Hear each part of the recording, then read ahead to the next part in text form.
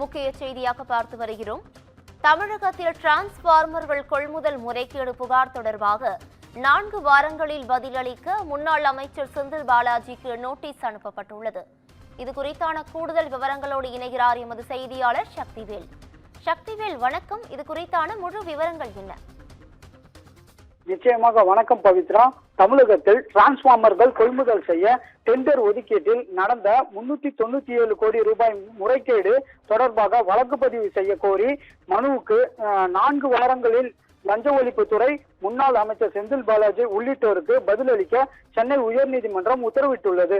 தமிழகத்தில் 2021 முதல் 23 ஆண்டுகளுக்கு இடையே 45,800 டிரான்ஸ்பார்மர்கள் கொள்முதல் செய்ய 1068 கோடியே மதிப்புக்கு டெண்டர் கோரப்பட்டது. இந்த டெண்டர் ஒதுக்கீட்டில் முறைகேடு நடந்துள்ளதாகவும் அரசுக்கு 397 கோடி ரூபாய் இழப்பு ஏற்பட்டுள்ளதாகவும் கூறி முன்னாள் அமைச்சர் செந்தில் பாலாஜி உள்ளிட்டோருக்கு எதிராக அதிமுக வழக்கறிஞர் அணி துணை செயலாளர் சரவணன் லஞ்ச ஒழிப்புத்துறை இயக்குநருக்கு கடந்த மே மாதம் புகார் அளித்துள்ளார்.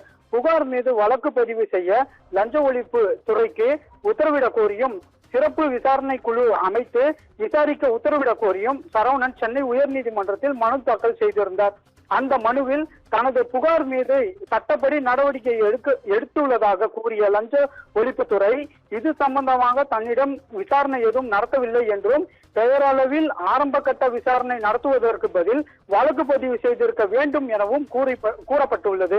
அறப்போர் இயக்கம் சார்பிலும் இந்த விவகாரம் தொடர்பாக புகார் அளிக்கப்பட்டுள்ளதாகவும் மனுவில் சுட்டிக்காட்டப்பட்டுள்ளது.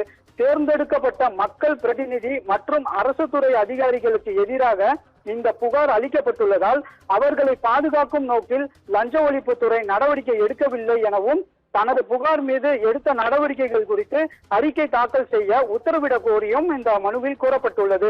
அந்த மனு நீதிபதி வேல்முருகன் முன்பு இன்று விசாரணைக்கு வந்தபோது தமிழக அரசின் தலைமை வழக்கறிஞர் ராமன் ஏற்கனவே இதே கோரிக்கையுடன் அறப்போர் இயக்கம் தாக்கல் செய்த வழக்கு விசாரணையில் உள்ளதாக குறிப்பிட்டார். இதையடுத்து இந்த வழக்கில் தமிழக லஞ்ச ஒழிப்புத்துறை இயக்குனர், தமிழ்நாடு மின் உற்பத்தி மற்றும் பகிர்மான கழக முன்னாள் அமைச்சர் செந்தில் பாலாஜி உள்ளிட்டோருக்கு 4 வாரங்களில் பதிலளிக்க உத்தரவிட்ட நீதிபதி அறப்போர் இயக்கம் தாக்கல் செய்த வழக்கையும் இந்த வழக்கையும் சேர்த்து விசாரணைக்கு பட்டியலிடவும் உத்தரவிட்டார். பவித்ரா, கூடுதல் விவரங்களுக்கு நன்றி சக்திவேல்.